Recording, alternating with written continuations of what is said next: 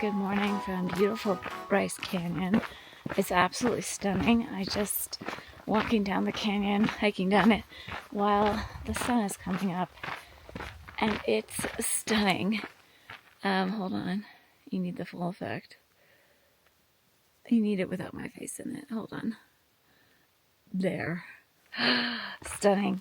Today's video, I am filming this trip, so stay tuned for that.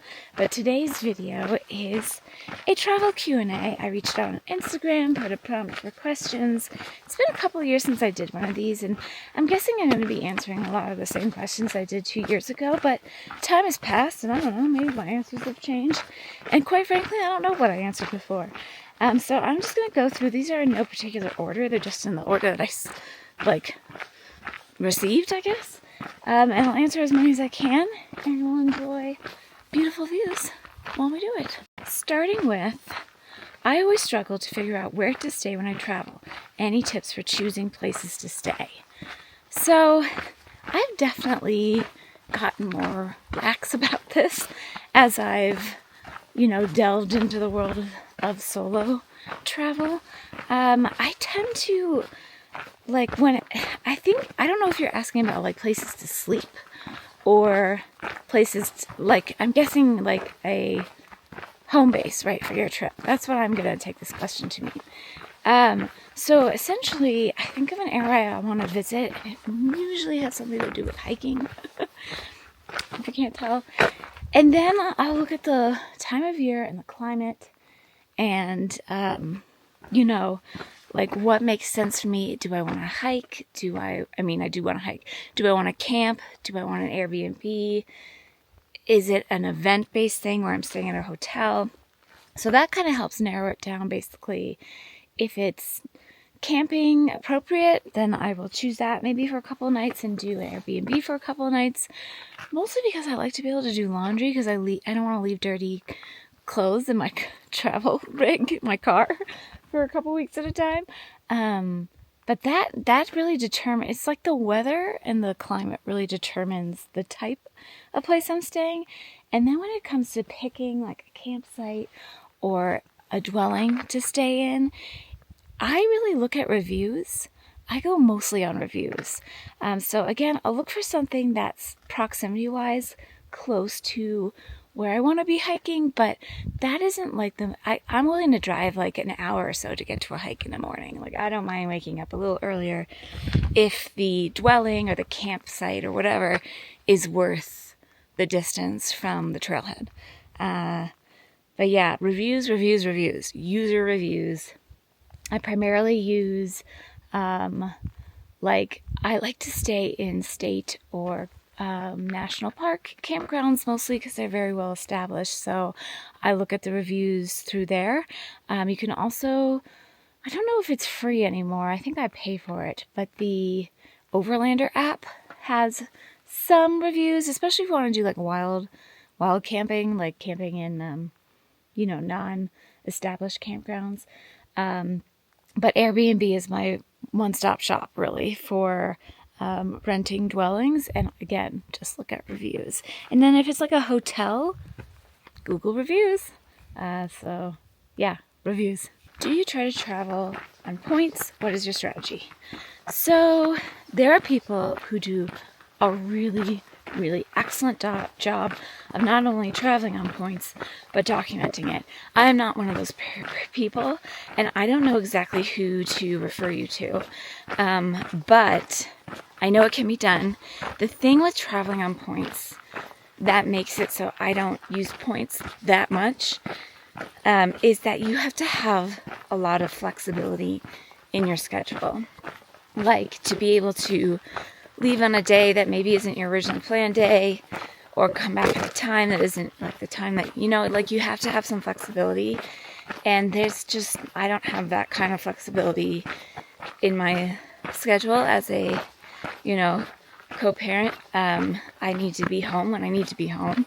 So I don't end up using points that often for that reason. I tend to bank mine for big ticket trips, if I'm flying to Europe, like I did last, May of 2024 when I flew to Spain to go on the DVC member cruise.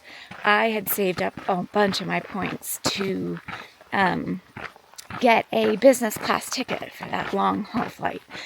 So I tend to bank points for like big ticket things like that. But I do recommend, if you just type it into YouTube, you're going to find people are really good at this, I'm sure. And there's blogs and things too. But I will tell you that I have noticed, and this is as somebody who I said like doesn't, pay super close attention to the, hacking the travel point system. Points have gotten, at least for the flights, way more expensive in terms of like you need a lot more points for exchanging for tickets. So I don't know if I'm like a little bit limited because I'm very loyal to one airline. So maybe that's just for the airline that I'm used to flying, which is United.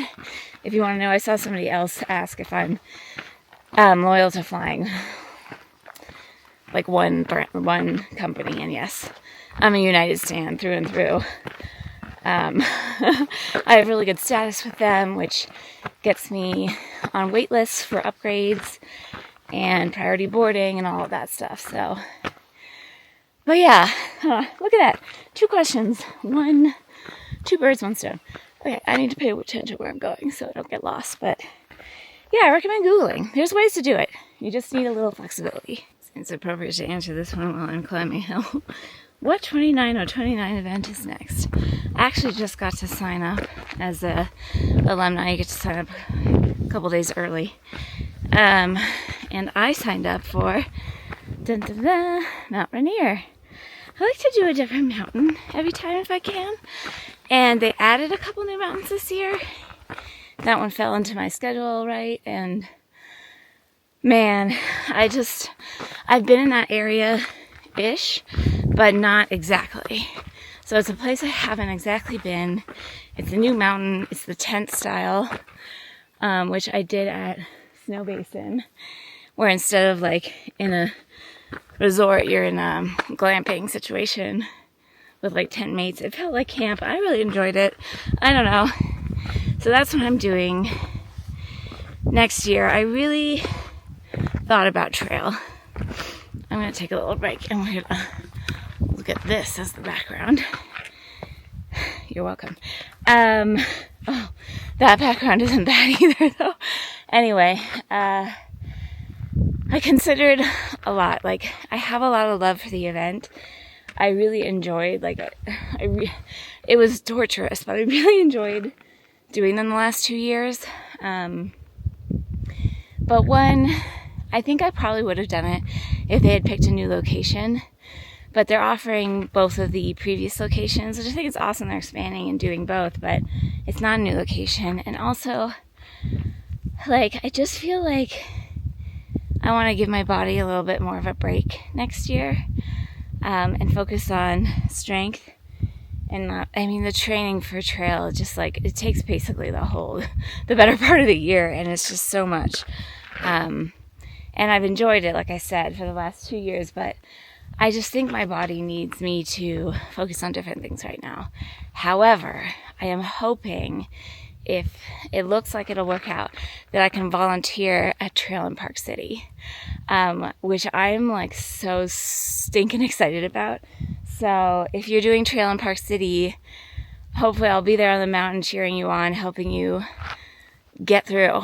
But yeah, I will be at Mount Rainier in late June for mountain, and then hopefully, I don't know, my brain just stopped working. Volunteering, there it is, at Park City for trail. What travel destination has felt most like home? I've said it before and I'll say it again. Park City, Utah. Specifically, actually, near Sundance, up by by Timpanogos. My heart just sings whenever I'm there. And yes, I have a history of going to that area for the past, 20 plus years. So that probably has something to do with it. There's a lot of complicated emotional memories around that too, but I felt it the first time I went at 20 years old, and I still feel it now, almost 3 years later. Every time I fly into Salt Lake and I see the ranges and then I get in the car and I drive through Parley's and I like go through, I just like, my heart just sings. I don't know how else to describe it. And yeah, I'm in a place like this and my heart is very, very happy. I think you can probably tell by my face. I'm very, very happy to be here and I'm having a wonderful time.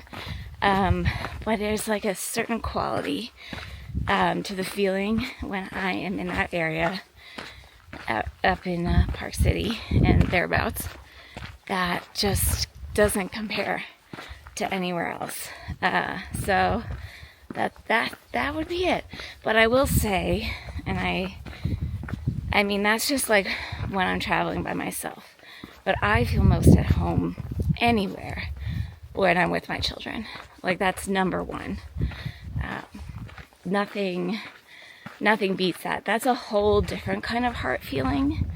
That's like mama bear contentedness, and it's just a different category. I don't want to compare them, but if I could choose to be by myself in Park City or anywhere at all with my children, 100% anywhere at all with my children. So yeah, home is where the heart is. Here comes the sun. Boo boo doo doo. Okay. Sorry. Little song interlude. What are your resources for finding good running / hiking trails on your travel? I'm kind of a one-stop shop. I have talked about and praised All Trails for years. I pay for their premium subscription, which I upgraded. It was a very no bells and whistles subscription for a long time, and then they offered this premium thing, and I did opt for it. I honestly don't know what it does. It's different, but I haven't spent a lot of time figuring out the new bells and whistles. But I do recommend, if you're traveling, I don't know if they do free trials or if you just sign up for a month and then cancel it for the month that you're traveling, because signing up and paying for it gives you the ability to download the trails. And I like the way that they organize your, you can save trails to different folders. I organize mine by state. You can download different kinds of maps. I usually just download the regular old map. But yeah, if you're traveling, it's not maybe you don't need it every month, but I do think it's a really good resource to have, because a lot of trails like this, I have service right now, but I could go into a different part of this trail and lose service. And you guys, I am navigationally challenged, so I look at my trail map quite a bit. That being said, because it works on satellite, it does take a lot of your battery. So I always hike and recommend hiking, even if you're not using a satellite thing that's soaking up your battery on your phone. Bringing a backup battery for your phone. It's just one of those good things to have in case of emergency anyway. But yeah, All Trails is great. They do not only hiking, but trail running, biking, all, the ATVs and stuff, if you're into that. So there's different types of trails to look for. What I will do when I'm going to an area I haven't been initially is I will Google top trails in Bryce Canyon, we'll say, since that's where we are. And then I will look through a bunch of different resources, personal blogs, travel sites, all of that, and kind of get an idea of what's popular and some that are more off the beaten track. And then I'll go to All Trails with that list and look at reviews. It's all about the reviews. And I do All Trails review system, and it's chronological, so the most recent ones are at the top. And people are usually not every trail, of course, but especially on more popular ones, people are pretty descriptive on current issues or conditions, things like that. And Speaking of which, All Trails also offers conditions, like current conditions, for the trails that you're marking. But yeah, definitely recommend downloading your maps so you can use them if you're off service, because it literally tracks you on a line on the map. So you can't, like, I mean, you can probably still get lost. Like, I'm not going to say you're never going to get lost if you have a map, but it's very helpful, especially for those of us who 9.8 times out of 10 will go the wrong way when presented with a fork in the road and no direction. So, All Trails it is. What has surprised you most in your solo camping experience? Anything you change in the future? I think what has surprised me the most is how safe I feel. That's not a good answer.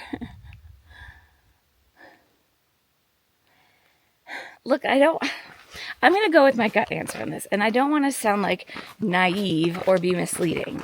You absolutely, especially as a solo female traveler, have to have your wits about you, have to be aware, have to be prepared, have to follow your instincts, have to trust your gut. But what I've found is it's not really that scary, because I make safe choices for me as much as I can. You cannot control everything. You know, you just cannot. It's impossible. But I do account for all the variables that I can in terms of my own personal comfort and safety. And I think I just like, I don't want to sound naive.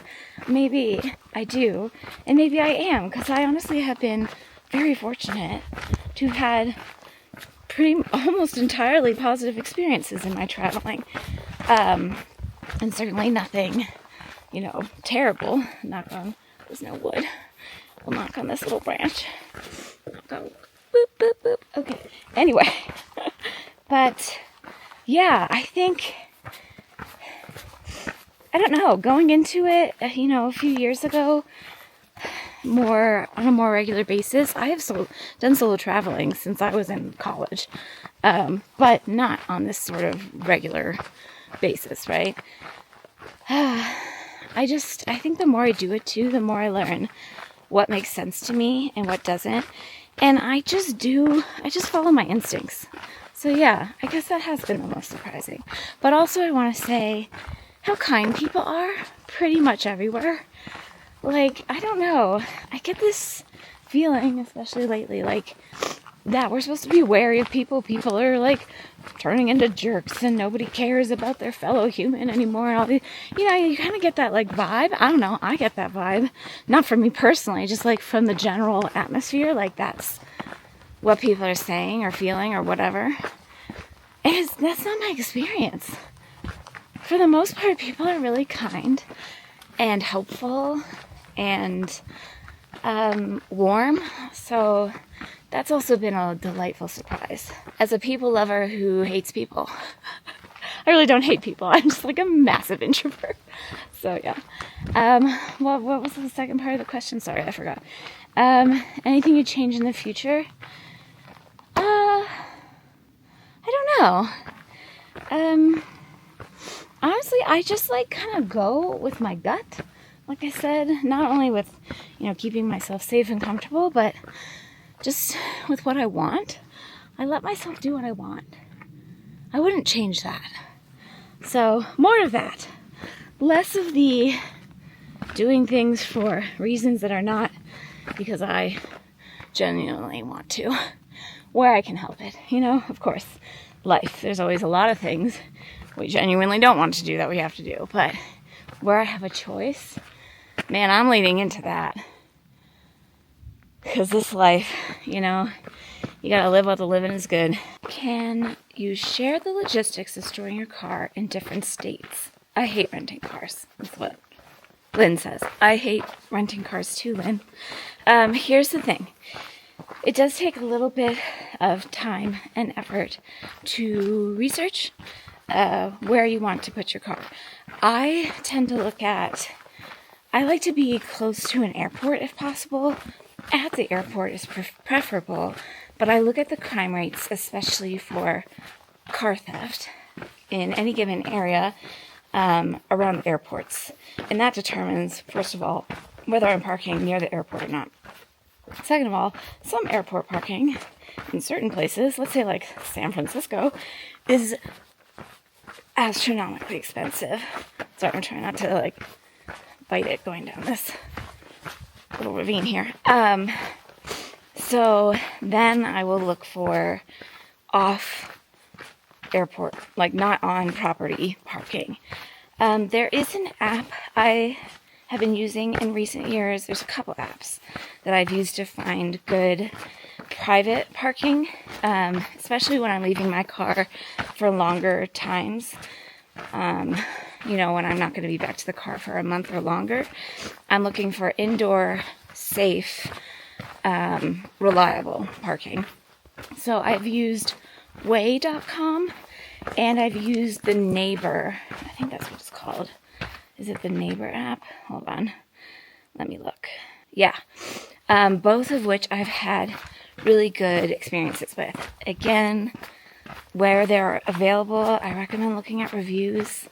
And again, you just have to take the time to research an area to see what makes most sense with you. If I have like a very quick turnaround for the car and it's in like a higher crime area, I'm willing to pay more to park my car in a place that feels the most secure. So there's a give and take there with, safety and price. Is there a hobby you're really interested in trying to start, but starting, but have no time to do travel plans? I have plenty of hobbies. I think I have too many hobbies. I would say I would like to do more beading or jewelry work. I would like to do more memory keeping. I do a lot kind of on the daily in a casual way. I have my little scrap journal. I have my planner where I daily journal. I have like my Dear Diary journal. I have a 5-year journal for daily observations about my kids. So it's not like I'm not memory keeping, but I mean like good old fashioned crafty memory keeping. I did recently go to a junk journaling event where I tried that for the first time and I really enjoyed it. It's basically scrapbooking, just like a slightly different modality, but I think with junk journaling you can really make that anything you want. So there's those things, but I think additionally something that I have completely dropped that I would love to, because I do some beading and memory keeping on a regular basis. Not a lot, but some. One thing I have, it is so pretty. I'm sorry, I'm so distracted. It is so pretty. Ooh, that is pretty. Is music. Like my pandemic pastime was trying to teach myself the guitar. And I was not, it was slow going, but I was doing it, very, very slowly. I was doing it, and I just completely gave it up. And at that time, I also picked back up the piano, which was one of my childhood passions. And I haven't touched the piano in years, nor a guitar. So there's been talk among my little family, my kiddos and me, about 3 of us, about doing family music lessons. We've been talking about this for a year. I really need to make it happen. That's what I need to do. But I thought it'd be so cute / fun if we did group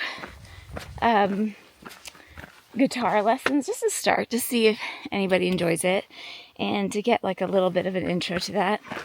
And also piano lessons, I'm not well versed enough to teach them myself, and also I just think it's, I don't know, sometimes you need somebody other than your parent to teach you something for it to be, do you know what I mean? I don't know, not always, but sometimes. But yeah. So, music. I guess that would be my answer. Any plans to visit the New England states? It's been a long time since I've been back, hasn't it? I am going to New York soon.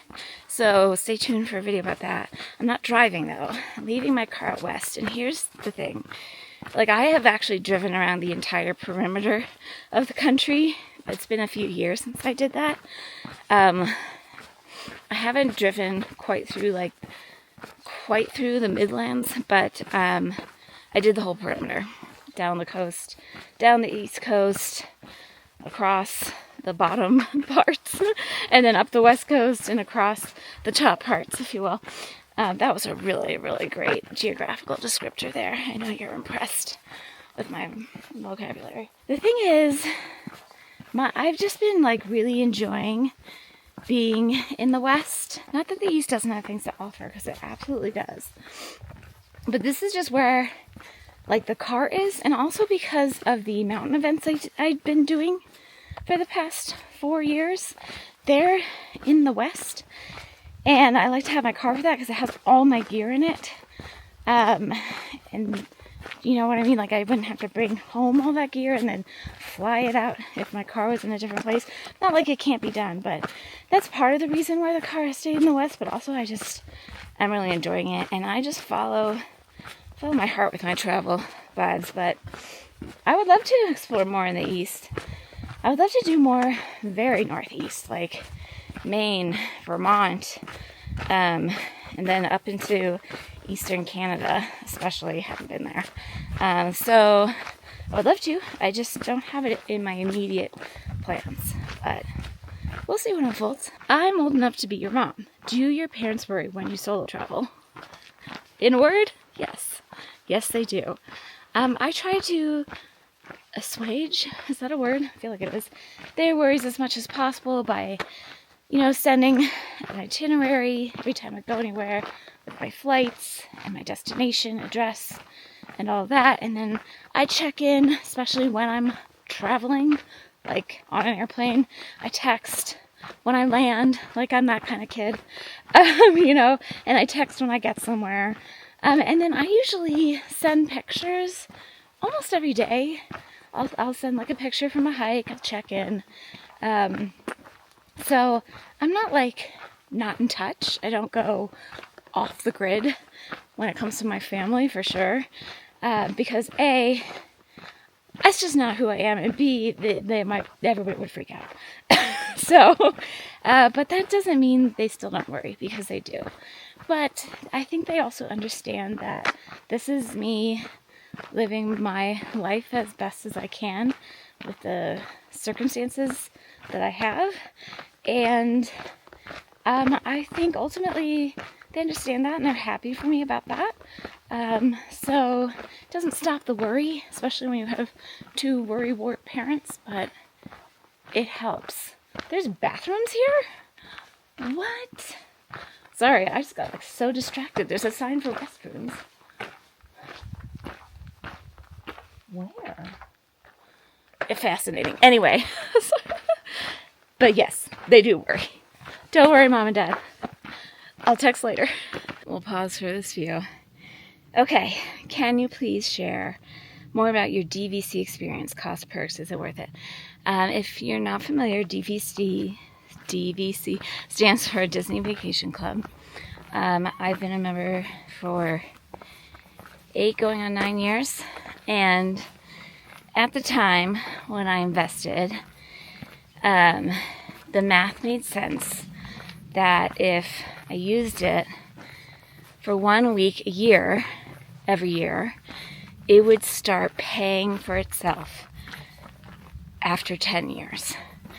And having just had Cece the year prior and Donnie on the way, it just made sense to me that that was going to be something we used, especially as a Disney person. I did not at that point foresee myself getting fully back into Run Disney in the way that I have.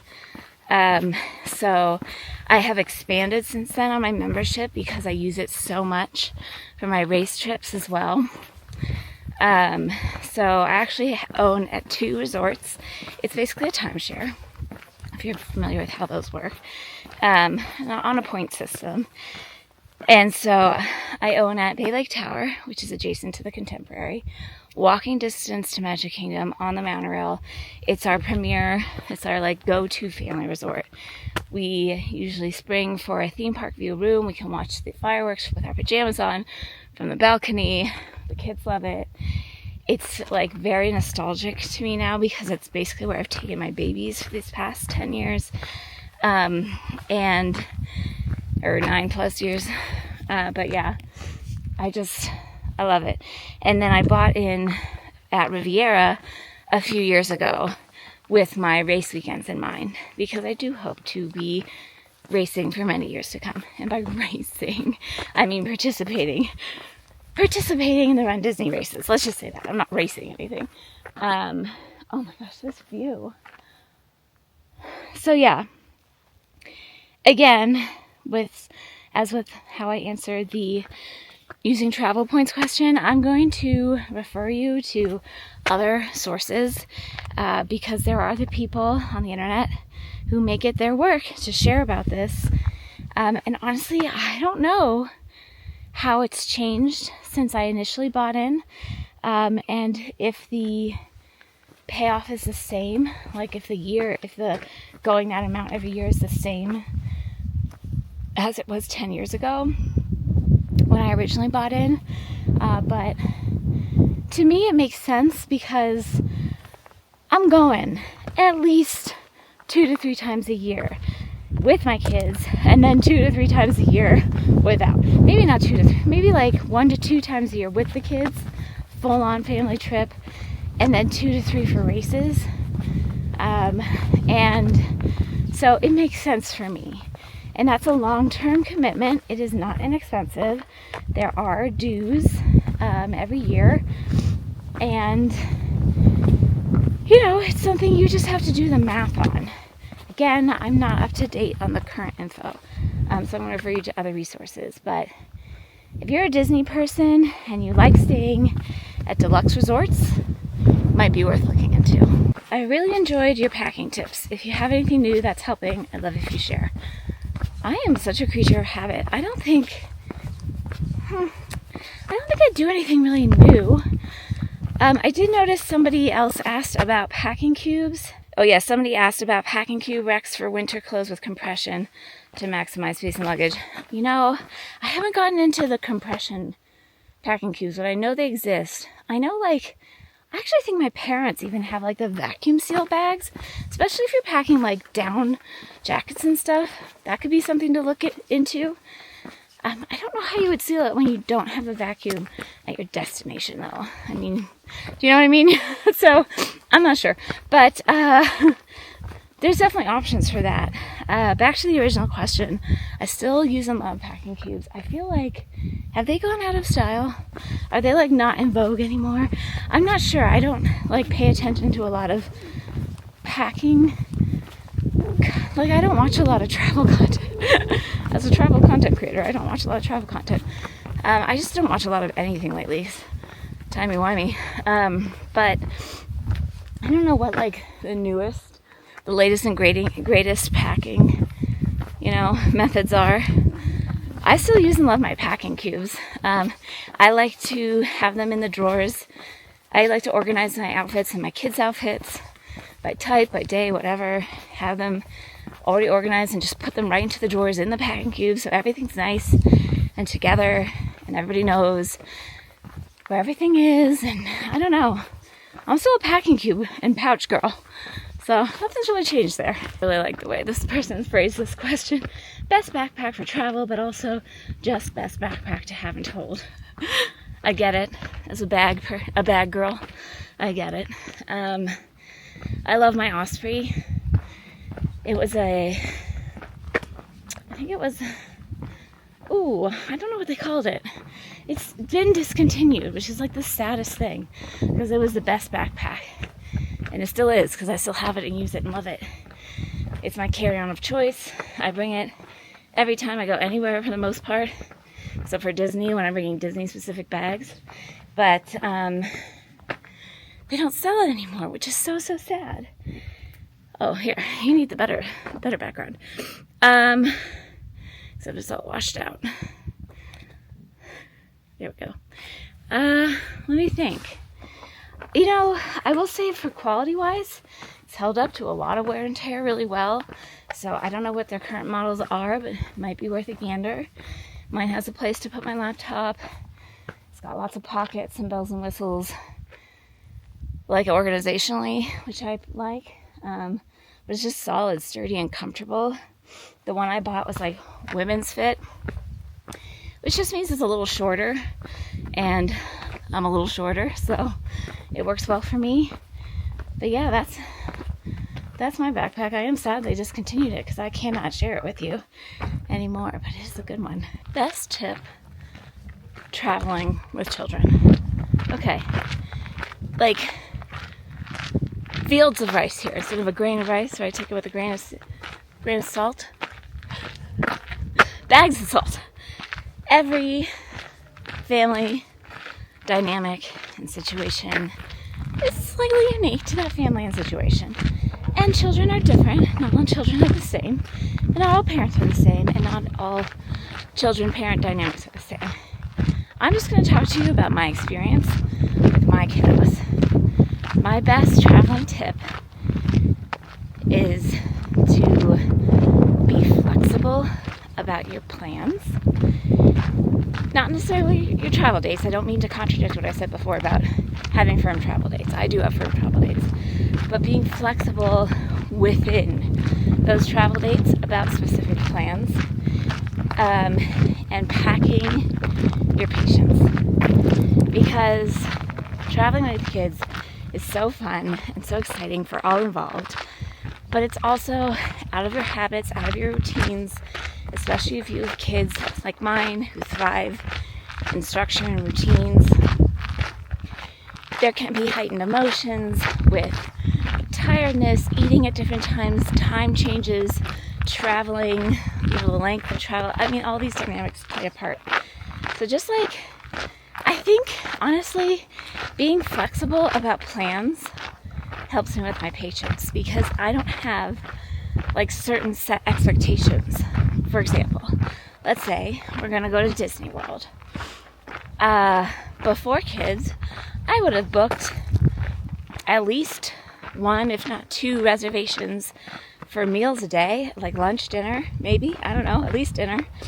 There would have been a list of like park snacks I wanted. There would have been a list of entertainment things I wanted to see. There would have been a list of rides I wanted to go to, and there would be like a little bit more of a, these are the things we're gonna do and these are the stops we're gonna hit. When I go to Disney World with my kids, we pick in advance what day we're going to what park, because I have an annual pass and I have to make a park reservation. Otherwise, we probably wouldn't even pick that in advance. They make you make a park reservation still if you have an annual pass. But hold on, I have to switch arms. I'm getting like an arm workout from this filming this video. Arm races and shoulder races. Anyway, so we pick our park, right? But I don't have any plans at all. Maybe I make one dining reservation for the whole trip because my kids like Chef Mickey's and that dining experience. So we usually do that like on our last morning as a tradition, before we head to the airport. But I learned kind of the hard way when I first started bringing my kids as tiny tots, that it was just better for all the parties if I went with the flow. And this has shifted slightly as they've gotten older. They're more interested in trying different foods and eating at different places and seeing the different shows and whatever, but I still don't necessarily plan them in advance. And again, this is just my kids, and I'm just giving this as an example of travel flexibility. We still pack our days at Disney with lots and lots of stuff. We go on all the rides everybody wants, we see all the things everybody wants to see, we eat the stuff everybody wants to eat, but I just take the planning part out of it. And that works for us right now. That won't work for everybody, because there are some families and kids too who want to do things that require advanced reservations, that require a schedule in order to make it to those things. Love you. We're not at that stage, but I apply that to traveling with them in any other way too. Just like going with the flow on any given day, there's at least one day out of every trip where everybody's like cranky. And it's usually the second day because there's like an adjustment period. This is just in my experience. And so, you know, I just gauge it in the moment. What feels right? And I don't leave all of the decision making up to them. I love to have them involved in the decision making process. But when people are cranky, especially children, having them choose can just make them feel more flustered and less like comfortable. So just being like, okay, I can see that we're tired. Why don't we go back to the hotel, have a little rest, get something to eat, a quick service, go to the pool, and then if we want to come back to the park later, we can. You know, it's just like making an executive decision based on the moment. Whereas usually I'm like, what do we want to do today? What ride do we want to do for, like, and it's a group, you know, contribution. But there are moments when, as a parent, I find I have to step in and be like, we're going to take this down a notch. And it's usually the case that we're taking it down a notch and not me saying, we're making it to this, we're doing that. Like, and that's, again, just in my personal unique dynamic. But yeah, I also find that for me, being flexible and packing my patience just makes it more enjoyable for me and everybody. So yeah, those are my best tips. Top 3 favorite travel accessories that you can't live without. I'm pretty sure I could live without them, but my top 3 favorite would be my phone for pictures, videos, and resources, and to keep in touch with people. The camera that I'm talking to you through, my DJI Pocket Osmo, for documenting said travels. And what's a good third one? A good pair of shoes. So I like Ultras, that's my brand of choice. You know, people's feet are unique to them. But Ultras I use for hiking, I use for running, I use for walking. So a good pair of shoes. What's the trip slash travel planning process? I did a whole video on this. It might have been a couple years ago now. If I can find it, I'll throw out a link for you. Honestly, it's a little lackadaisical. I'm not sure that's the right word, but it's just like, it lacks a little structure lately. And that, I've been enjoying that. So I will say, with family trips, I plan those in advance because it requires sometimes coordinating calendars and booking things, especially like Disney cruises and trips and things that we've been into lately that require some advance planning, just for reservations, right? And then I do plan my trips around my races and challenges a little bit more in advance, especially the Run Disney races. Again, at Disney requires a little advanced planning. Mostly I'm just planning, like booking my lodging for those in advance, and airplane tickets and all that come later. And the challenges, really, they just make it onto my calendar sooner. My 29 challenges include lodging usually, so I don't have to worry about that. But lately, it's really like I have a vague idea of where I'm going for my next trip, like maybe like a month or so in advance, but it's not set in stone. Of course, I'm tied to where I've left my car for my previous trip. But then it's a matter of, am I driving to a new destination and I'm still exploring this destination? All of that. And honestly, I've been booking air travel like maybe 1 to 2 weeks out, sometimes week of.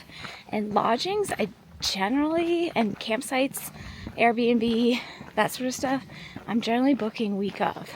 So there's not a lot of like advanced planning that's been happening lately, and I've just been kind of enjoying that. Again, when it's just me, I feel like I have the flexibility to do that. I don't feel like I have to have plans set in stone for anybody else. Do you know what I mean? But generally, I pick up places I'm going. A lot of it lately is kind of bordered by challenges that I'm participating and where my car is, like based on that. So for instance, right now I'm in southern Utah. The last time I was out at my car was a 29 Aspen in Colorado. After that challenge, I drove my car and left it in Salt Lake because I knew I wanted to come to Bryce Canyon in southern Utah for my next hiking dilly-dally. So I didn't plan anything about those trips except for where I was leaving my car and where I would be flying back to. So basically, I booked that flight home from Salt Lake.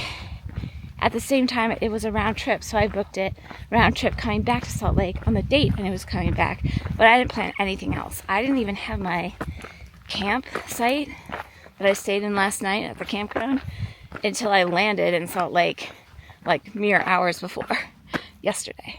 And I booked my Airbnb the night before that for tonight and the next couple of nights. So that's kind of how I do things lately. I like flying by the seat of my pants a little bit, but I do have like a general idea of where I want to go next. Now, right now, I don't know where I'm going. Like I know where I'm leaving my car in a different like I have a location I'm leaving my car, but I don't know what my next trip, like exactly where it will be, and it's in just a couple weeks. But that's something that I'll figure out in like a week and a half. So I don't know if that's a satisfying answer, but that's the truth. Do you think you would run a marathon in a city? This is one of those ones where I'm going to say never, but no plans in this at this time. Here's the thing. I love running. It does not love me. I do it out of joy. And one of the reasons that I exclusively run Disney races is because it's not about like the race, you know, it's more about being at Disney in a kind of unique way. And that's the whole vibe. I'm not saying that city marathons don't have the possibility to be that. It's just, I don't have any independent desire to.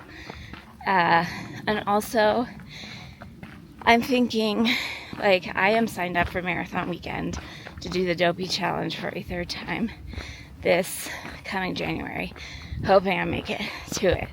But the thing is, after 5 years of sustaining alternating hip and foot injuries, I just don't think my body is built for running distance and doing so many distance challenges in a year. And in fact, like I mentioned, I didn't sign up for trail. That was one of the big reasons I didn't sign up for it. And I think I don't know yet, but I don't know if I will sign up for Dopey again. We'll see how this one goes. It's the beginning of November. If I make it through the next 2 months injury-free, it will be the first year in 5 years that I haven't sustained a pretty significant injury that set me on my tushy for, multiple months / up to a year. And I'm trying to keep it that way. And also, I'd like to be able to do stuff like I'm doing now, like hiking for fun, doing a 29 event, going to run Disney and doing, the 5K, 10K half marathon challenges. My body can do those pretty well without risking anything because I am not focused on going fast. So, yeah. What I would love to do, actually, one year, if the timing works out, is to go spectate and cheer at the Chicago Marathon. The timing hasn't worked out that I've been able to do that the last few years, but that sounds really fun. Or even if I could, volunteer, that would be awesome. But yeah, no plans. But again, one of those never say never things. I'm just I'm not that kind of runner. And I don't mean that in any sort of judgmental way. I'm really just my body's if you never ran again, that would probably be for the best. And I'm well, define never. So, yeah, I do what I can do, and I try to be mindful, especially as I grow older, about my limitations and focusing more on strength and, caring for my body, like with good nutrition, is something that I'm putting a lot of my energy into in my 40s here. So, yeah, but I'm cheering on everybody running all of the city marathons. I think it's incredible and amazing.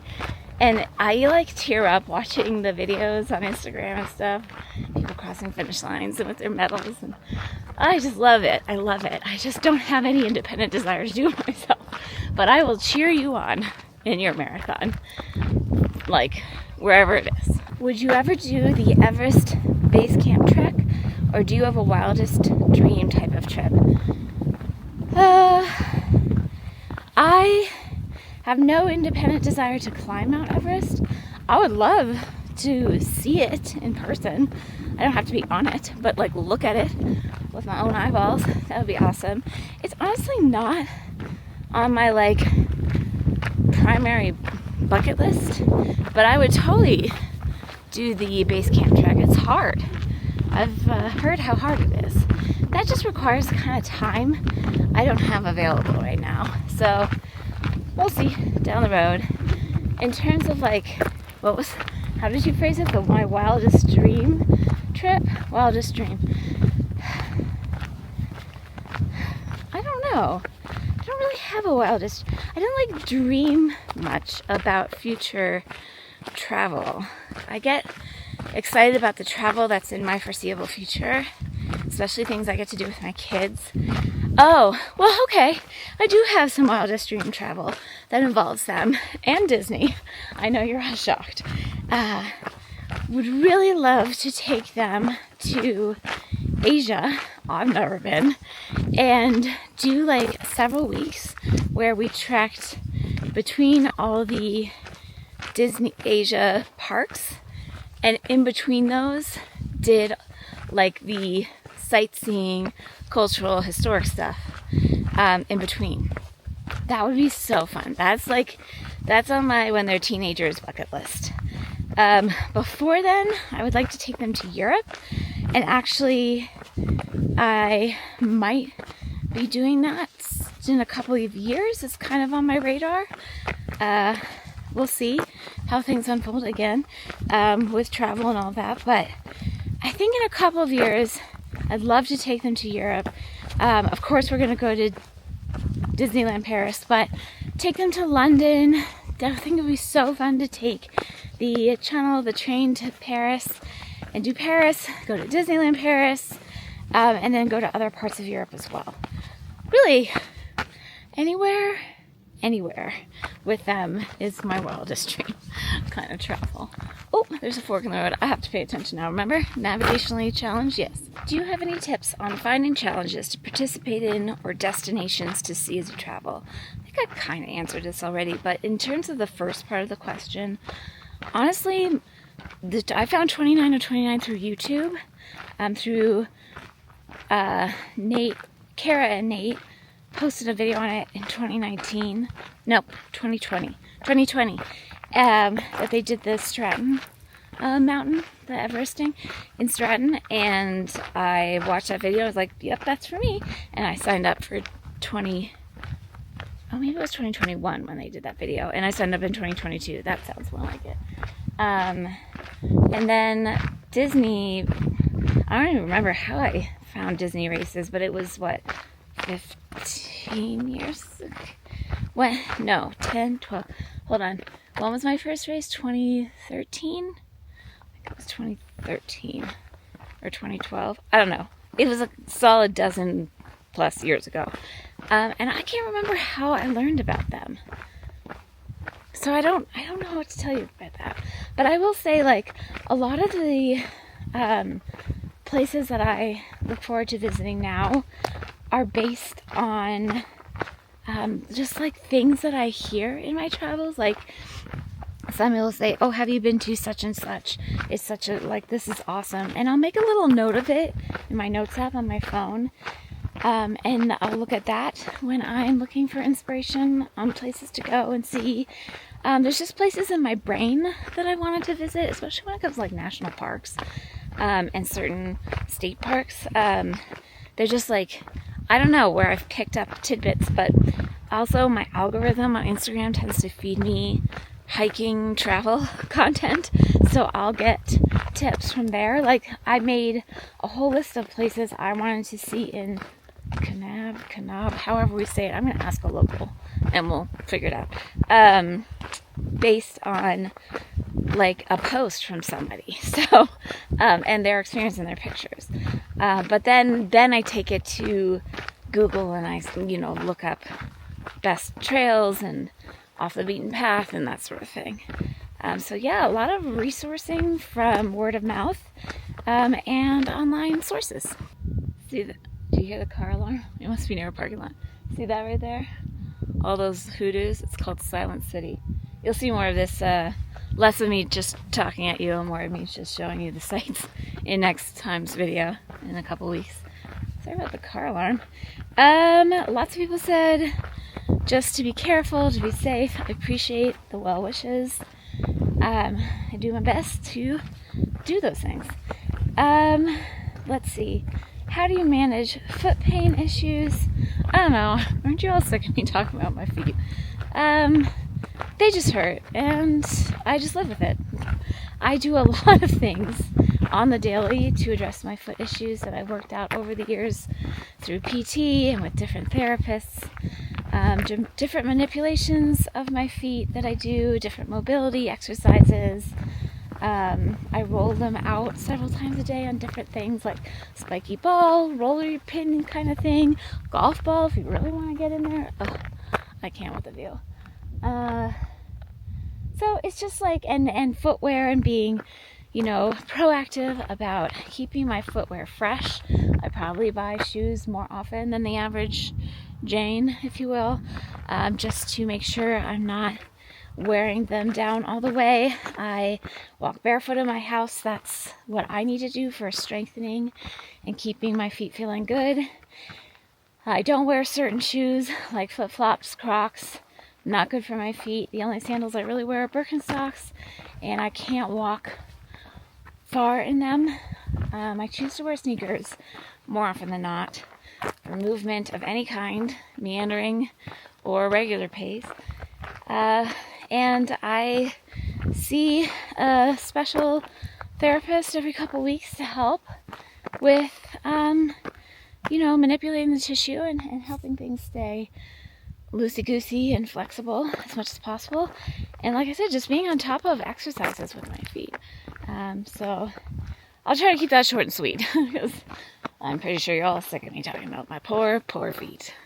But I will say trial and error with any injury or chronic problem.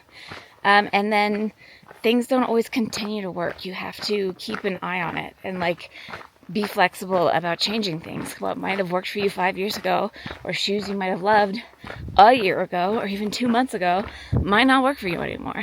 So just, being flexible with your body. Any plans to do more dispersed camping? I almost did dispersed camping last night because the campsite that I booked was occupied when I got in.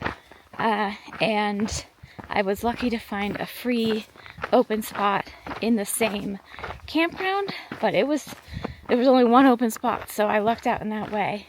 I got in so late. I didn't get in until 10 o'clock at night. So I think the person just assumed I wasn't going to show, and that's fine because it worked out. But I would have just found somewhere else to park. And that's kind of how I've been doing dispersed camping lately. It's more like when I need to and not when I necessarily... what is this? Not necessarily... Not necessarily something I'm proactively choosing. Of course it is a choice, but it's more like I'm between destinations and I need a spot. I just get a little nervous. Like I kind of alluding back to my one of the questions I answered in the beginning of this. I just kind of go with my gut on things, and let myself choose the more comfortable option so I can have a more pleasant time. I have enjoyed the dispersed camping I've done, but I will say, like, I'm like a different level of alert when I'm doing that, and that just takes away a little bit from my enjoyment of the experience. Doesn't take fully away from it in that I would never do it again, but mostly I pick it as a means of necessity, or convenience, I should say. I think it would be different if I had a travel partner. I'd probably opt to do it more often. It would be more fun because it would feel more secure. What is on your dance card for travel in 2026?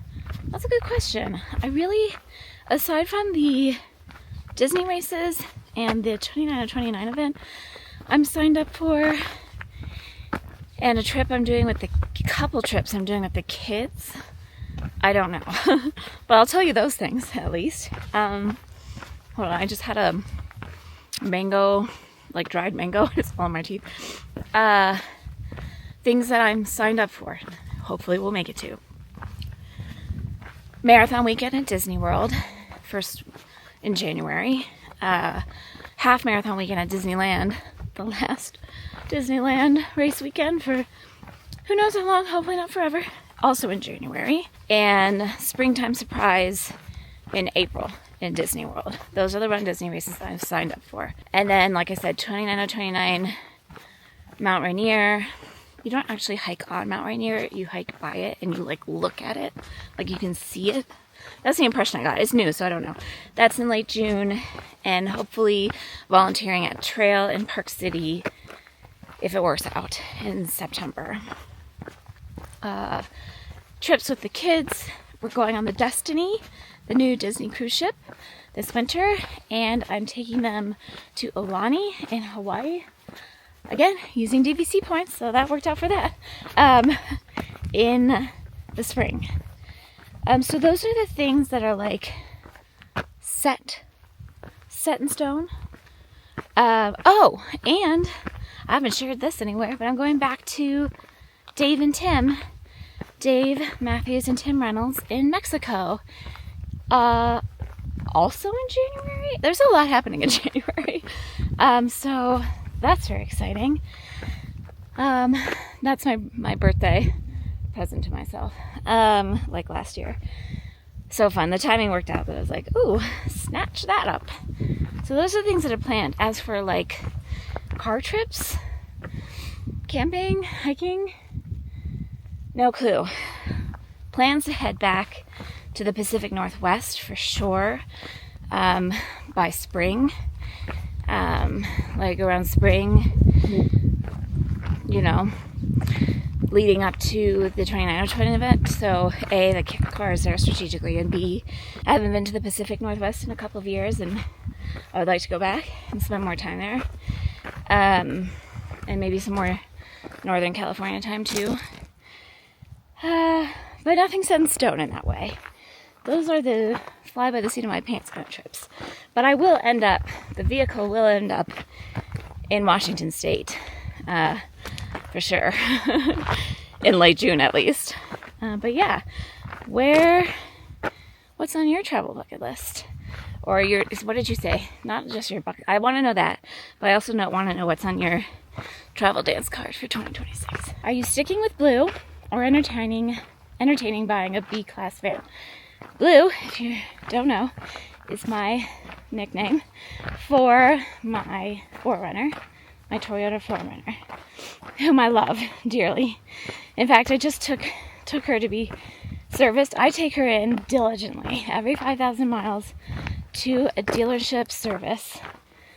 She's never been to the same one twice, but for oil change, routine maintenance, tire rotation, fluid checks, filter checks. Sometimes they get changed, all the stuff. I'm very diligent about that. A B-class would be like a camper van. No, I don't have any plans on changing the vehicle. Again, if it was more of like a full-time gig, I could see wanting a van for space and for just like to kind of like live out of. But because I'm not, you know, doing that full time, the car setup makes sense to me, and it's comfortable, and I can sleep in it comfortably. It has all of my gear in it. I have 4 seasons of clothing in it. I can keep food when I'm in the car. Don't store food in your car when you're not using it. But like, it's got like all the space and all that I really need. It suits my needs right now, and I just love it so much. Anyway, I mentioned like I took it in for maintenance because the service advisor who was helping me was like, I don't think he was trying to buy my car, but he was just letting me know like the newer models aren't as good, in his opinion. And he's like, you could sell this now and make back, even like it's almost 3.5 years later, as much as you paid for it brand new. And I was like, oh, I know, but I'm never selling this car. Like, I have a feeling this is these cars, at least than this model and earlier, were built to last like 300,000 miles easy. Oh my gosh, it just keeps getting prettier.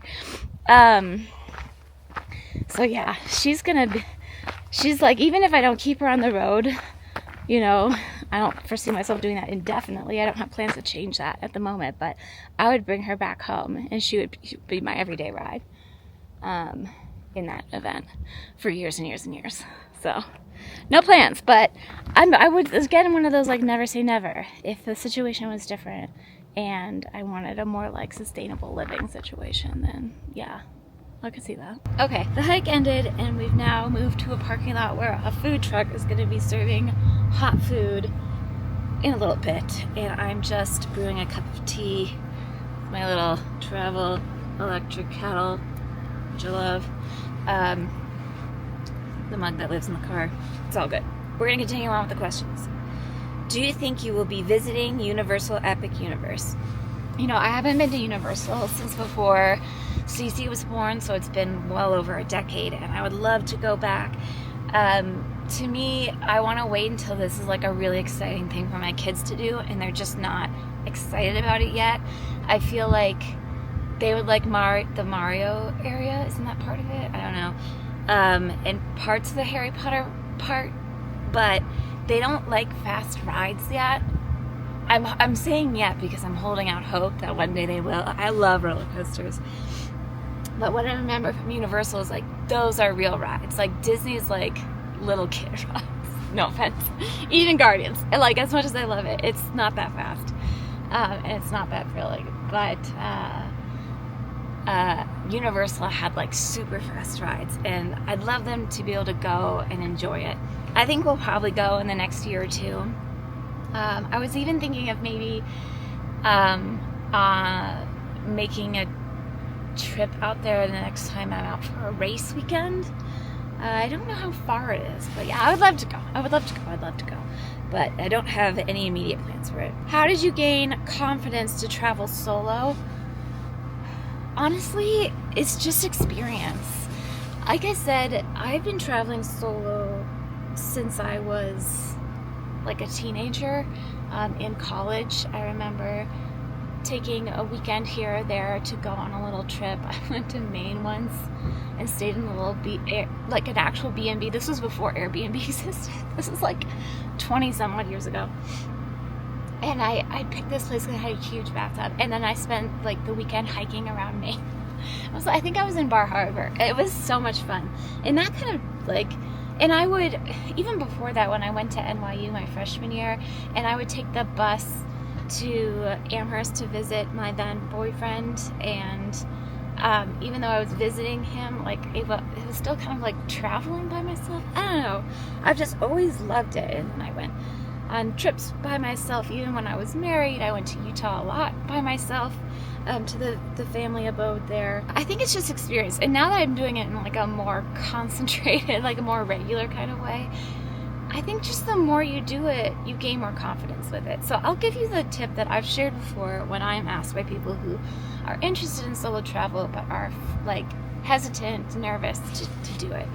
I say, like, baby step it. Like, start small. Just like pick an outing for yourself that's close to home, easy to access, like half a day or less.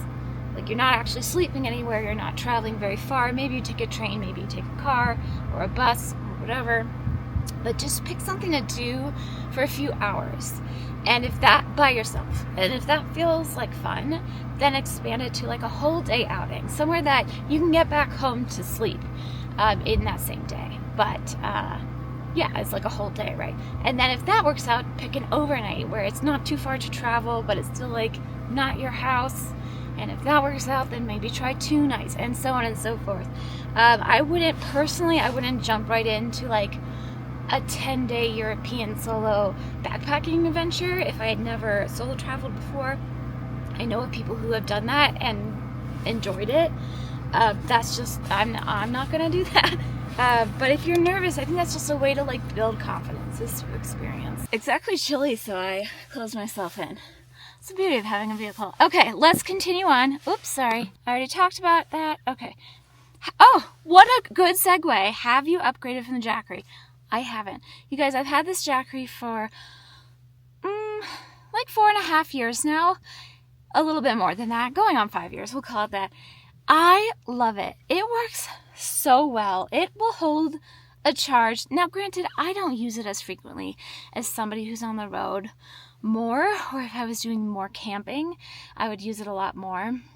I think the last time I charged it was in Colorado in early March, mid-March, something like that, and it's still at 80%. And I've used it since then. I'm gonna charge it this trip, but like it works great. It's a good, solid piece of machinery. I think it's a great thing to have, even if you're not a traveler, in this way, as a backup at your house in case the power goes out, to be able to charge things. So, I don't know. I love it. Oh, you know I'd love a packing video. You guys want a packing video? I don't like pack differently, though. We've already talked about that. Okay. Ever consider getting an RV or camper for family travel / longer trips? I kind of already answered with the camper van situation. I have considered renting something for a trip with my kiddos, and I still am thinking about that as maybe a summer trip next year. I would love to take them camping with like our own vehicle and the option to sleep outside in tents if we want, but you know, with like some sort of RV situation, I don't know, up and down the coast of Lake Michigan on the Michigan side. So that's kind of I don't have that plan, but that's been something I've been thinking about for a couple of years. Do you picture something in your mind that keeps you going while you're in pain running? You know, honestly, my aches and pains don't feel any more like severe or like more intense, I should say, in movement than they do when I'm still. In fact, honestly, most of the time my aches and pains feel better when I'm in movement than when I'm sitting still. Like right now, I can tell you my hip is talking to me, my foot is cranky, but when I'm in movement, I'm just distracted. So maybe, and also I think the blood is flowing and that does something too. Who knows? I don't really picture something in my mind. I will answer this like when things get hard, like at my last event, the 29 Mountain Challenge in Aspen, where I was just like in the pain cave and going through it, and I wasn't running, and no part of my body was really hurting at that point. I did have a hip problem in the beginning, but I got it sorted out. I was just tired, like really just overall general exhaustion, and my mental stamina was wavering as well. I tend to focus on smaller goals. And I do this at Disney races too, like in the longer distances when, when you're getting like to mile 10 of a half marathon, you're like, oh my gosh, we're going to get there. I just do it 1 mile at a time, or whatever marker it is at a time. So when I'm in Disney and I'm going by mileage, it's just focus on the mile you're in, stay in the mile you're in. And that keeps my brain from like doing the like runner's math, like spiraling in that way. I just think I'm in mile 6. I'm going to hit mile 7. I don't think about any of the miles after that. And when I'm on the mountain, it was like getting from aid station to aid station. Those were my markers. Okay, I need to get from aid 1 to aid 2. We're going to push through and get through to aid 2. And then I'll have a couple, potato chips and a swig of pickle juice, and we'll regroup and move on. I don't even focus on the part when I get there. Like what I'll do when I get to that mile marker, it's like just being in the present moment where that I'm at.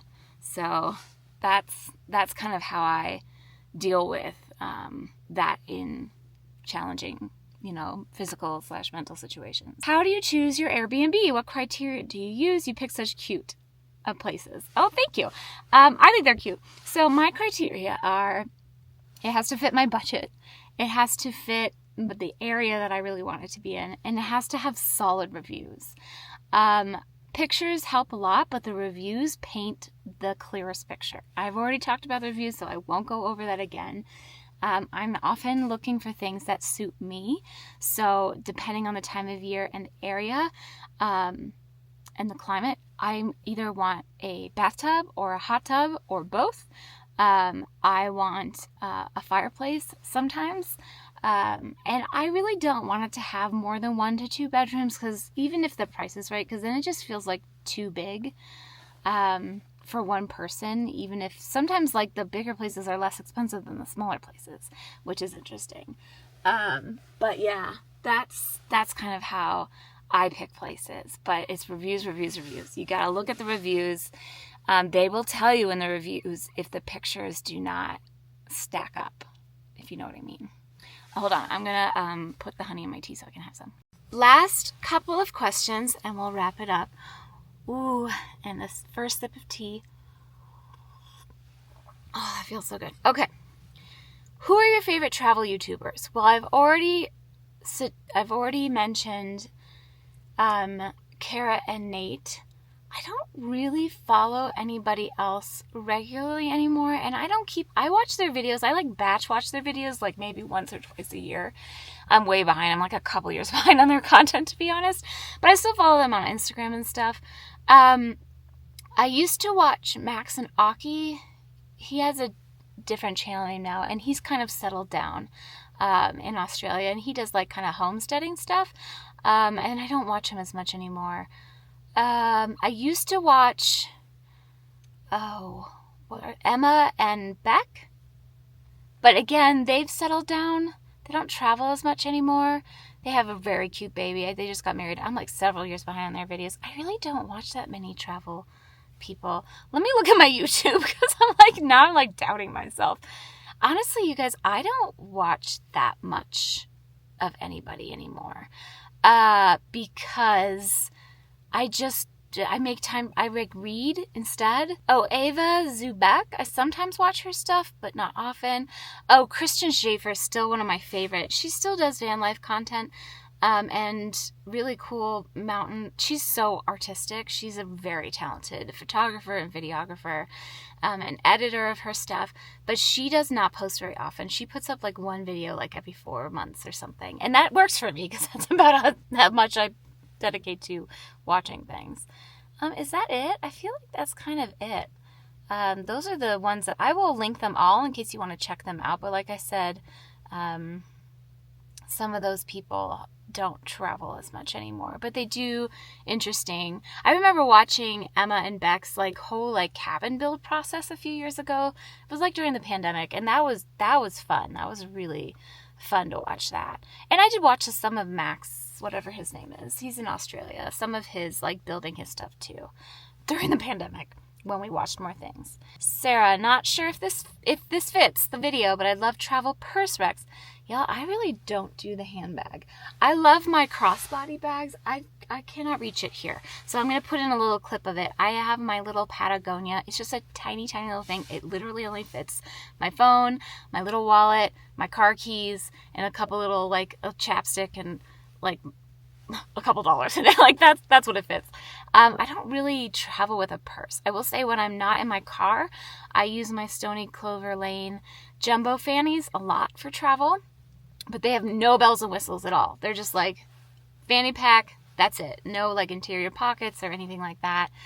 But yeah, I love a fanny pack, but I wear it crossbody style. And then I think that's about it. I have answered everything else more than, some of these are just repeats. The last question I'm going to answer from Linda. She said, I'd like to see you try new things. Any plans for something new?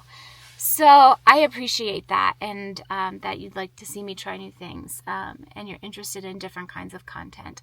And I appreciate that, and I understand that.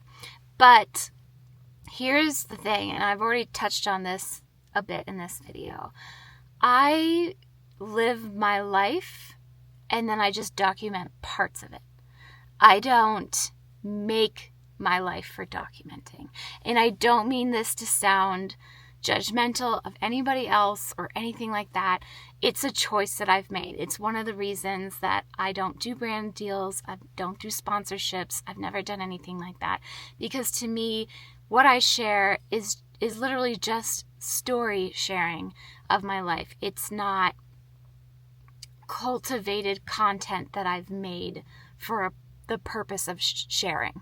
I'm hoping this sounds like sensical and not rude or whatever.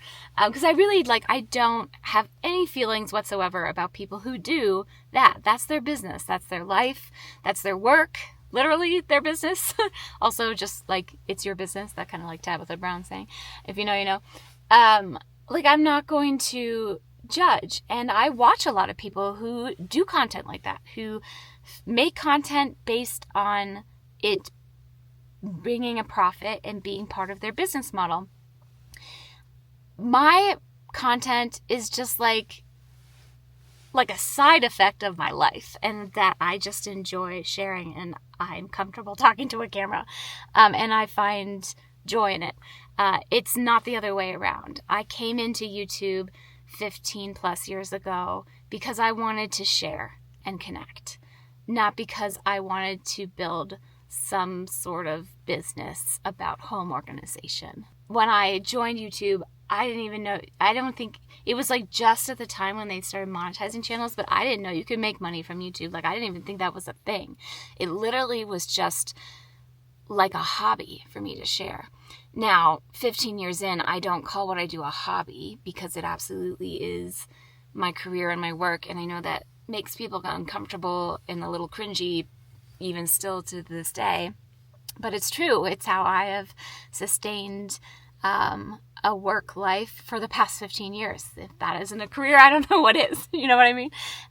But of course, I share whenever I do something exciting in traveling, and I love to film and share it with you. But I'm not going to go out of my way to do something that I wouldn't naturally do if I wasn't filming, just to film it. So I follow my heart when it comes to where to go and what to do. So you see a lot of repetition with like Disney races and the 29 to 29 events, and a lot. I've been in Utah and Arizona and Colorado a lot the last couple of years because I've genuinely just been so enjoying spending more time in this area. Like I said, I have plans to go back to the Pacific Northwest next year, but I just follow my heart. The content is literally just like comes after that choice. I never think to myself, what would make an interesting video? I should go there. I just don't. And like I said, I'm not going to judge anybody who does. Like, that's your business. That's your choice. That's just not how I operate. But that being said, there's a lot of people on YouTube who film really fun and exciting travel content. Not just the people I mentioned, but way, way, way many more. So I really recommend like spreading the love. Like, if you're bored here, I get it. I am a creature of habit, like I said. Like, I tend to like what I like and get into routines with things, and I love exploring new places, but I also love familiarity and comfort in that. And there's places like Park City that I want to go back to every year, and I want to spend more time in, and I still want to film and share it because I'm having fun and I want to share that joy with you. But I don't expect you to watch, and I don't expect everybody to want to see the same places again and the same events again. And I understand that, and it's okay. Please Permission granted. Like, you don't need my permission, but just in case you think you do, which you don't, please explore the wide world web of travel. There's so many people who do such beautiful. In fact, if you have a travel content creator that you love to follow, whether they're just on Instagram or TikTok or here on YouTube or whatever, and you want to share it in the comments to share the, spread the love a little, I would love to know the people that you enjoy watching. Because there's just, I think it's wonderful to, the wonderful thing about YouTube and making this sort of content is to share stories. And that's why I like watching YouTube. That's why I like filming videos in this way. It's all about the act of sharing stories, the stories of life, right? So with that, I'm going to say cheers to you. Thank you to everybody who took the time to submit a question. It was my joy to spend this time with you. I hope you enjoyed some of the prettier views in the back of my car earlier in the video with the other questions. And maybe in a couple years we'll do another one, another Q&A, I mean. But yeah, stay tuned for the next video where I will be sharing more from that hike, not just of me talking, but actually just looking at the view, and also the many, many amazing views I might add, and also the rest of my trip. So until then, and always, I hope you are well. I'm wishing you happy trails, magical miles. Just stay safe out there. Take care of yourselves. Be kind to yourself and others. And until next time, bye.